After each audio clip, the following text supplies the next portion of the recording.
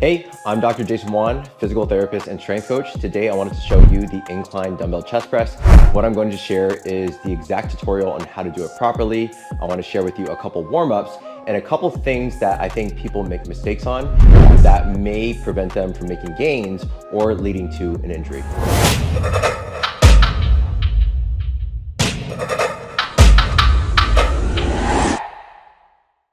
Very first two things that you want to warm up prior to an incline dumbbell bench press is one, get adequate thoracic extension, and two, shoulder external rotation.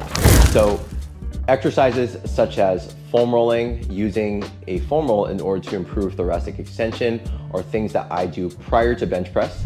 So the reason why is because when you are in a incline dumbbell bench press position, you want to be able to lift your sternum up towards the ceiling. Essentially, what that will do, it will press your shoulder blades down into the bench and create a more stable base for your shoulders to be able to press towards the ceilings.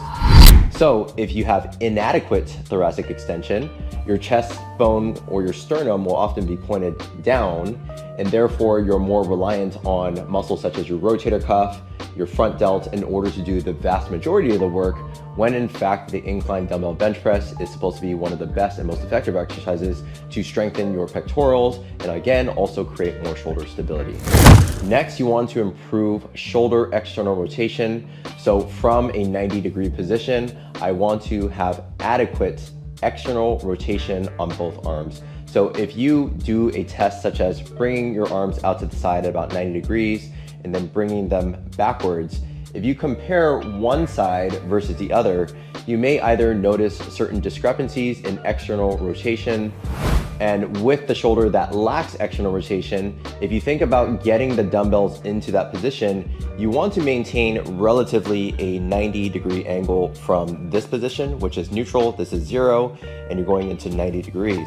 So if you have one arm that is deficient, such as bringing it into slight internal rotation, then what you're doing is you're pushing the weight forward, but that's going to create a larger moment arm for your front delt. And that is why a lot of people that lack external rotation would often be left with a very sore shoulder. Oftentimes the pain is more anterior. Sometimes you may pinch up on your bicep tendon, and that may result in things such as bicep tendonitis or any sort of shoulder or rotator cuff syndrome. Okay, so you want to be able to adequately improve shoulder external rotation as well as thoracic extension.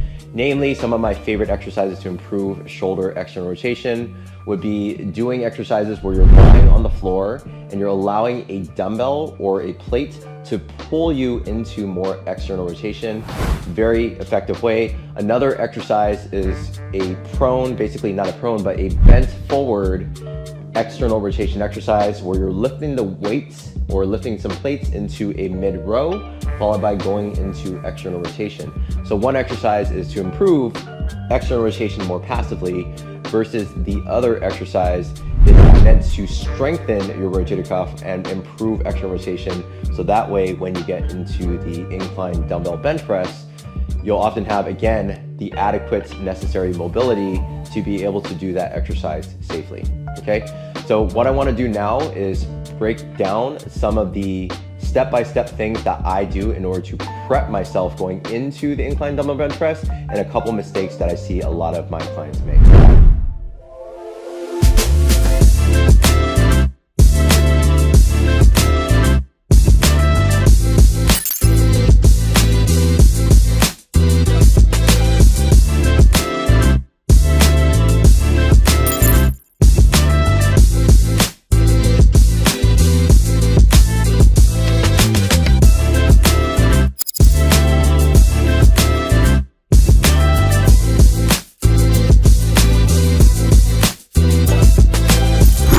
So once you have adequately prepped your body, such as improving shoulder stability, external rotation in your shoulders, as well as thoracic extension to allow yourself to push freely without any shoulder injuries, what we're gonna do is you're gonna pick up the weights and you wanna set the dumbbells a little bit closer to your knees. You don't wanna set them right inside of your hip crease.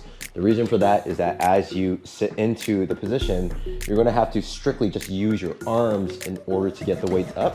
And as you can see, if I lift my legs up, it doesn't actually get the dumbbell up into a high enough position for me to actually get it into that incline dumbbell bench press position.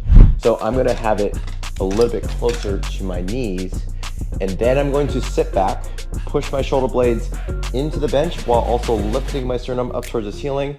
As I go into the position, I'm going to rapidly bring my hip into flexion so that way I can lift one leg and lift the other, and my starting position is at the top. Once I do that, make sure that I am lifting my sternum up towards the ceiling.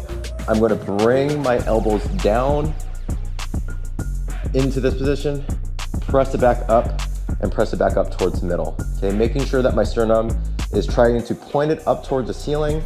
And when I'm in this position, I don't want to let the dumbbells fall into internal rotation. I want to keep it in this externally rotated position, elbows directly stacked underneath my wrist to press it directly towards the ceiling. Once I am done with the exercise, I'm going to flip the weights back over, bring them down into my chest, and essentially you're reversing the exact position that you started in. So hopefully this is helpful. So if you found that tutorial helpful, definitely hit that like button and also subscribe so you never miss out on any new content that I'll be putting out.